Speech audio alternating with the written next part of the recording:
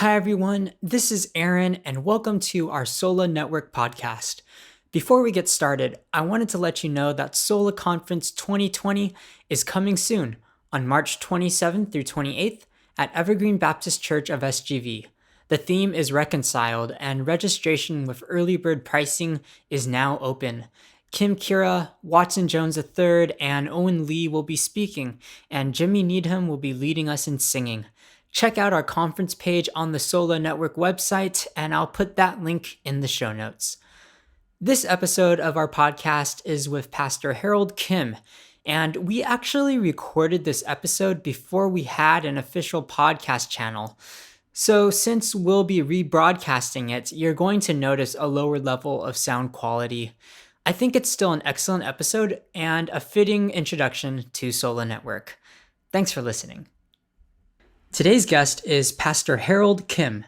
He is the senior and founding pastor of Christ Central of Southern California and serves on the board for Christ Central Network. He serves as the president of the SOLA Network. In this episode, we talk about Christ Central Church, Korean American churches, his role as the president of the SOLA Network, and the flagship traits of the SOLA Network's mission and ministry. Thanks for listening. I was actually talking to Pastor Steve, and he said, we're going to revamp our SOLA newsletter, and we're just going to do like a redesign and try to kind of offer more behind the scenes or like exclusive content. And Pastor Steve said, Pastor Harold would be a great interview. And so I said, okay, can you get us in touch? So thanks for being willing to do this.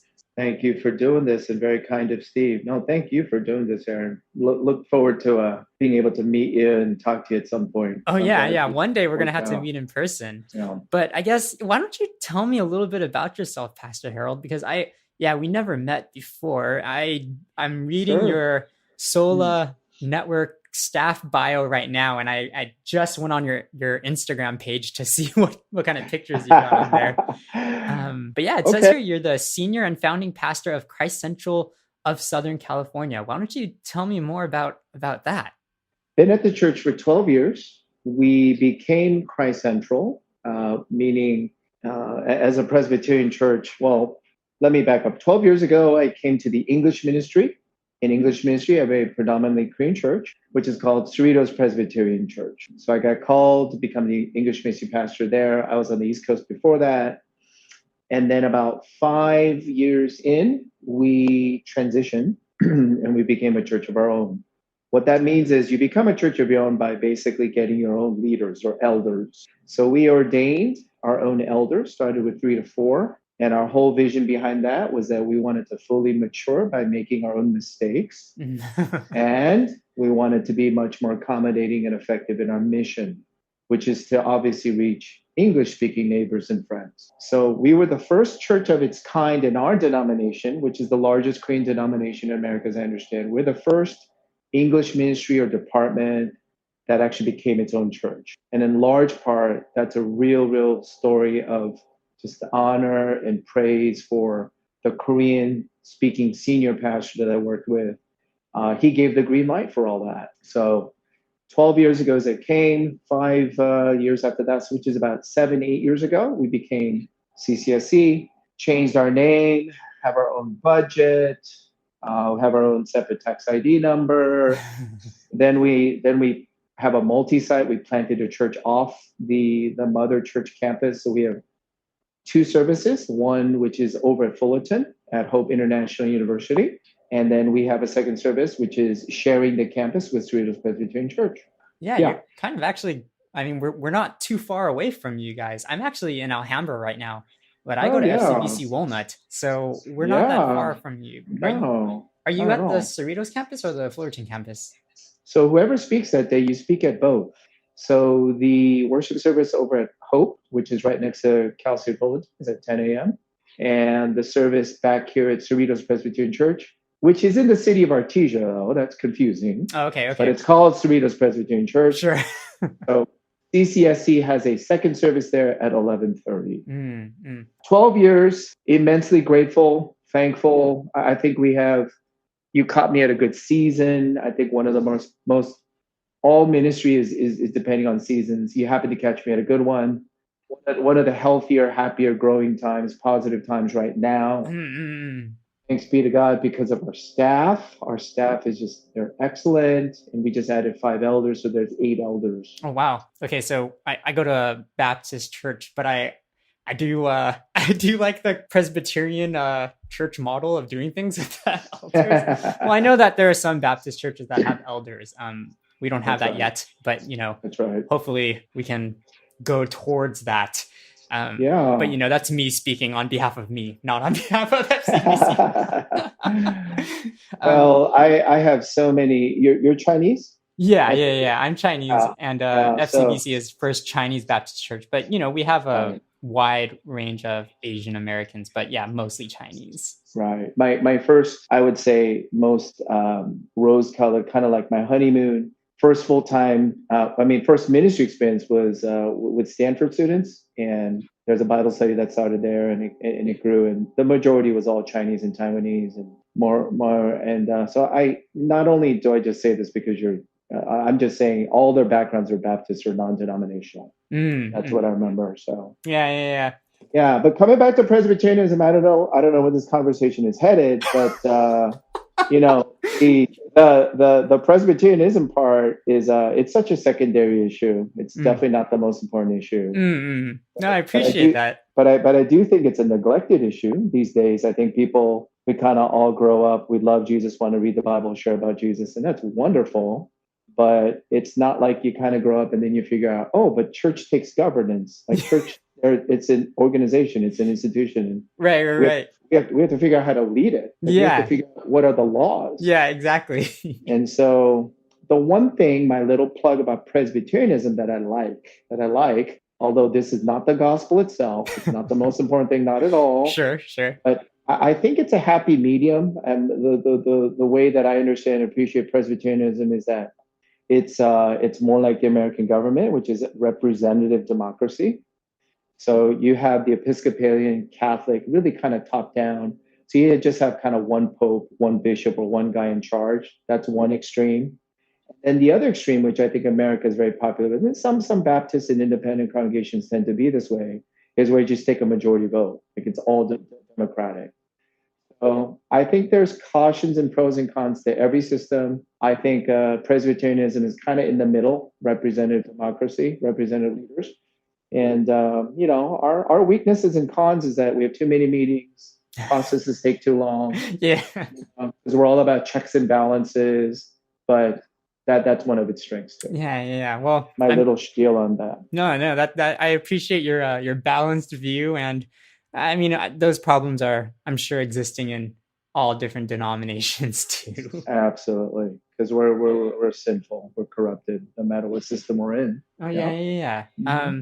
Really quick before we move on, is it common for Korean churches, I guess, to split with the English ministry versus the Korean speaking ministry? Is that like a common practice, or is that something that's happening like kind of today? It's a great question. I think it's absolutely uncommon, rare. It's like a unicorn if you split in a healthy way. So by split in a healthy way means like church planting, you're giving birth with mutual blessings. And that is what has occurred with CCSC and Cerritos Presbyterian Church. Most other Korean churches, and I understand as Asian churches, you have two other options. One is just you remain a department, you remain under the house as one room, right?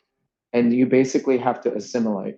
Or the other option is they physically just take off from the campus and want nothing to do with the first generation Chinese or Vietnamese or Korean anymore.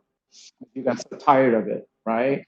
Like they were holding us back. We can't do our missions without them. Right. And there's problems on both sides of that, of course. Scenario. But so those are your two most trendy models, which was we either completely declare independence and we physically depart, usually not in a healthy way, because once you take off, that mother church has to start its own English ministry again, just with someone else. Or the other is that you stay kind of like a child, the full-grown child inside the same house, and you rent a room, but you never get to own it. which I think doesn't allow you to really mature, Right. right, Yeah. and Yeah. become a Yeah. full leader. That analogy of the parent and child is like sounds very perfect. Well, it's part of our Confucian culture, right? It's so steeped in our culture, and there's biblical elements that are good about that and wrong about that as well. But I love it that we're so communal. So yeah, let alone not just Korean American churches. I don't think many Asian American churches, we are side by side in a healthy dynamic, two independent churches sharing the same campus. But CCSE is absolutely free and unhindered in carrying out her mission. So, for instance, we launched another worship at another site. So that's us. Well, thanks for taking the time to answer that one. You know, in all honesty, like I've been at FCBC my entire life. And so even like kind of knowing about other churches and the way other churches do things, I'm not that knowledgeable about it. And I really didn't know too much about Korean churches or, you know, Korean culture or the way stuff happens there before I started looking into SOLA because with SOLA you have a wide range. Yeah, and so I did just kind of look around at the different churches and just see like, oh yeah, there are different churches that do things differently. But like you mentioned earlier, yeah, we all do preach the gospel, you know, and that is of utmost importance over our cultural preferences. So, as president of the SOLA Network, what do you do exactly? What is that role? Well, first off, I get called by technologically savvy young folks like yourself, and you see me fumbling around for like 10 minutes. No, you didn't. No, you helped me troubleshoot this one, so that was great. Yeah, I think a couple things. You know, my my role, to tell you the truth, is it's being better defined. But I would say two things come to mind. One is vision casting, vision setting. You know, communicating vision. So there's a lot involved with that. I would say forming, refining, really targeting what our council believes is the direction for SOLA. That's one of my jobs, and then being able to really cast that and share that, hopefully in a clear and compelling way. So vision casting, vision propagating, and then second, I think it's network building, relationship building. Those would be, I think, at the forefront of what I understand my role to be. So the why and the who. The why does SOLA exist? Why do we do what we do? What's the big why behind this? What's the vision? And then second is who. Who are we going to do this with? Who can we get to do this with? Let's answer those questions then. How would you say SOLA's mission statement, I guess in your own words, I can read it on the website, but I guess in your own words, and then also with who? The vision has evolved. I'll just say it what it is right now. It's really to influence, shape the next generation with the gospel. And I believe we can do this better collaboratively. We can do it better together. We can do it better as a fellowship of churches in Jesus Christ who hold to the gospel. I think that's far more powerful and influential for the next generation than if we did it by ourselves. So 3 or 4 things kind of key that come together is the gospel. And I do not assume everyone understands what we mean when we say the gospel. Sure. Good point. Good point. You're right. Convinced about that. So the number one value or vision behind this is the gospel, the biblical gospel, the whole gospel, clearly and with compassion in the power of the Spirit. Is the gospel really being taught and preached? Second, our target group is we do not want to grow older. We want to grow younger. We want to be future-based, not past-based. We're future-oriented, not past-oriented. And as you can tell, Aaron, that's how much I got to grow in terms of getting on Google Hangout. You saw No. You're doing great. This is good. This is really good. So we started off by saying we want to be collegiate focused. That is a certain age that I find is a kairos moment. A kairos is a Greek word, is a very opportune, special. I just think it's an opportunity that you don't get often. And I think there's a lot of brain cells when you're in college. I think you have the most disposable time and energy in college. I think this is when you start just maturing and begin to really think and explore a lot of things intellectually, spiritually, socially, in every which way. So I just think college life is a kairos opportune moment.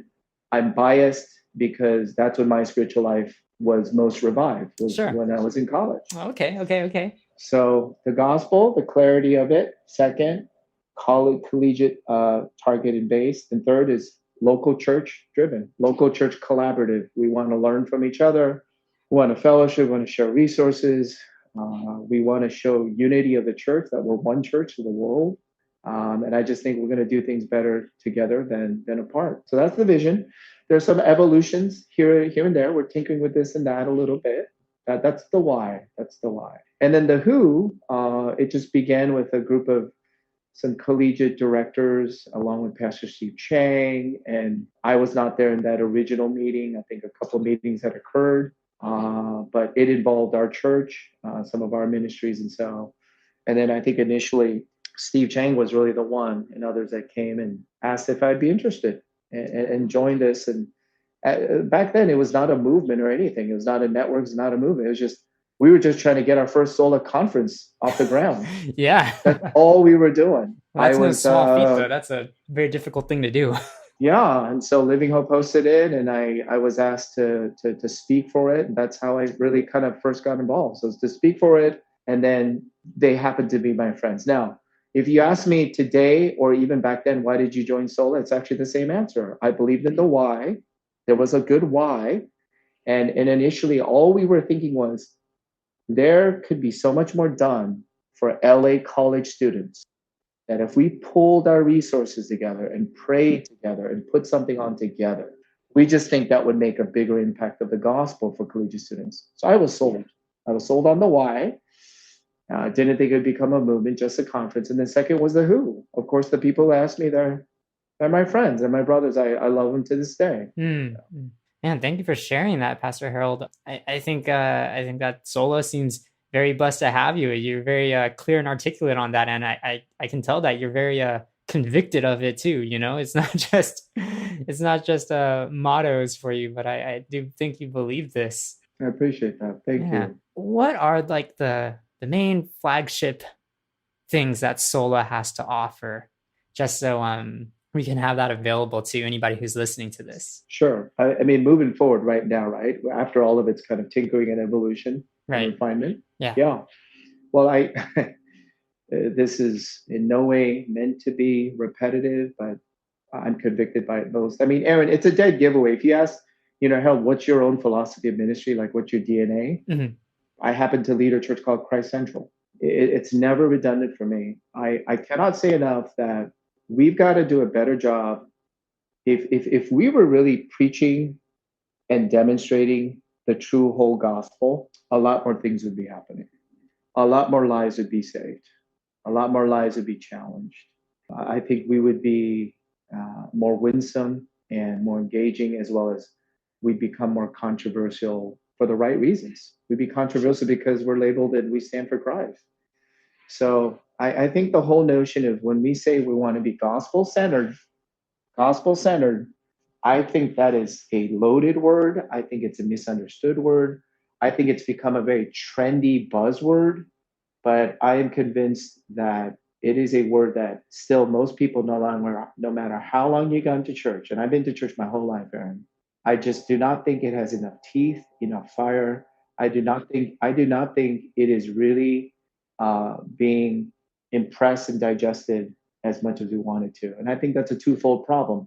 Number one, we have to better communicate it. And then number two, there's something in the supernatural sovereign realm of God. By his spirit, only he can do it. But our responsibility is to better communicate it.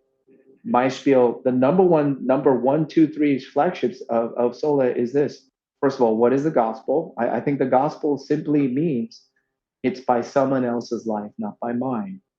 Religion is about you. The gospel is about Jesus from start to finish. We're going through this series right now. But I think most people think the gospel is what I start off with in my Christian life. It's my ABC. When I get medium level on the ski slopes, when I become intermediate or advanced, the gospel is something you can just kind of forget and do away with. I could not disagree more. The gospel is not just step 1, 2, and 3. It's your entire. It's everything. It's your entire vocabulary. Yeah, Correct. Yeah. So the same gospel that saves you at a Greg Laurie crusade, the same gospel that makes you cry and weep because you never understood it before that. And the first moment that you repent and confess all your sin and you cannot believe that God could love you and forgive you for all of that in Jesus. That same gospel that saves you the first day is the same gospel, though, that has to be taught and applied for the rest of your Christian life. It's the same gospel that changes you every day after that. All right. So I would say that is a premium importance, that at SOLA, we are preaching the gospel not only for non-believers to be saved, but we are always preaching the gospel for Christians to change and be sanctified. But it's the same basis.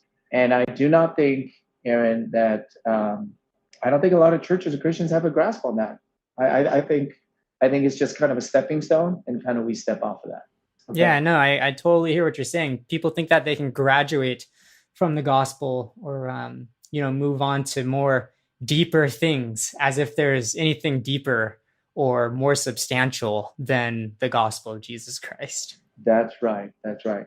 And that's not to take away that when you preach the gospel, though, that we shouldn't be as detailed and practical and use imperatives and commands. Articulate, like you said. Yeah, we have to say all the things that come with it. So I would say that's one. That's just, again, a huge flagship just on the gospel. Number two, focusing on the future. So college students, what does that look like? What does that mean? How do we contextualize? And talking about the issues that are most relevant, talking about, through and through, every human being is the same, but through and through also every human being is different, right, in every generation. So some of our themes that we have intentionally and prayerfully picked in some of the conferences past, I think they do reflect that we want to be sensitive to and we want to contextualize toward college students. I think one year we really, really focused in on a lot of emotional and relational health. Light after darkness was one of those issues. One of the other years, we think that going to church, being really involved in the local church is key, and a lot of people are not doing that. So the entire church's theme was about church, right? Third, this I did not say up front. What does SOLA have to offer as a flagship? I think SOLA, I think we want to skew and target younger. We want a lot more younger people in leadership involved. But third, I think SOLA uniquely offers this. I think we're Asian American led. I do not think of any other movement that would combine a robust biblical gospel that is led and it comes through the voice and the lenses of Asian American leaders. This I am super thrilled about.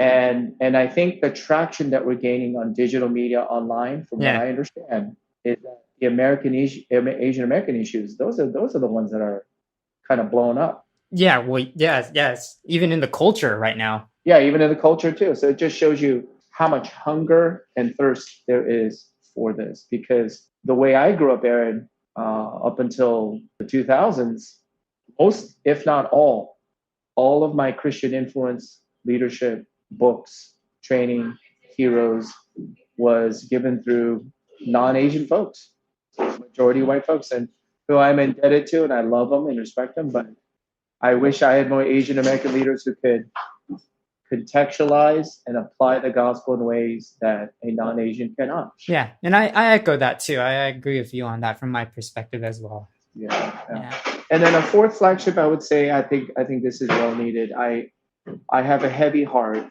that we really want to connect with and care for and encourage and inspire and teach and befriend pastors and leaders in ministry. So that's why we have the leadership dialogue coming up. And so we got some of the leadership development, because being a leader in ministry is actually one of the most dangerous, treacherous things anyone can do. Right. I hear you on that. And there is nobody in their right mind who started off in leadership who thought, I love God, I'm so zealous about this, but then they thought, but about 20, 25 years down the line, I'm going to flame out and scandalize myself. Yeah, nobody has that dream. No one has that agenda. No one has that mission. And yet, Aaron, it's happening so much. Yeah, unfortunately, yes. And I believe it's also because among leaders and pastors, we're isolated and competitive. and we're ashamed and we're just trying to do things by ourselves. So I think something like SOLA Network can network pastors and leaders together as well. I think it's imperative. Wow. Yeah, that was great. Man, thank you, Pastor Harold. That was wonderful. Thank you for dropping a lot of that info and knowledge and wisdom. Actually, that's really good. It's good to hear from you. Okay, good. I hope this is useful. I think so. Yeah, I'm gonna take a look at this. We'll see if we can get it on the newsletter when it goes out. But thank you for being open to doing something a little bit out of the box, and even to meet with me, who we never met before. So I thank you for being open to that, Pastor. I look forward to meeting you. It was a pleasure. This I can do anytime. You made it so easy. Awesome. If people can just talk with me and then they go back and write it up, I'm all for that. All right. Thank you. Thank you, Pastor Harold. Have a good evening. You take care. Okay. Bye. Bye.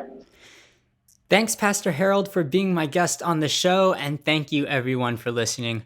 I curate a link list column for SOLA Network every Friday. Be sure to check that out, and you can also subscribe to it via email. I'll put the link in the show notes. SOLA Network publishes fresh content every weekday. Follow SOLA on Facebook and Instagram at the SOLA Network. In the show notes, you'll find the link to our SOLA Network podcast feed, and you can also subscribe on YouTube or Spotify. Just search for SOLA Network. Thanks. See you soon.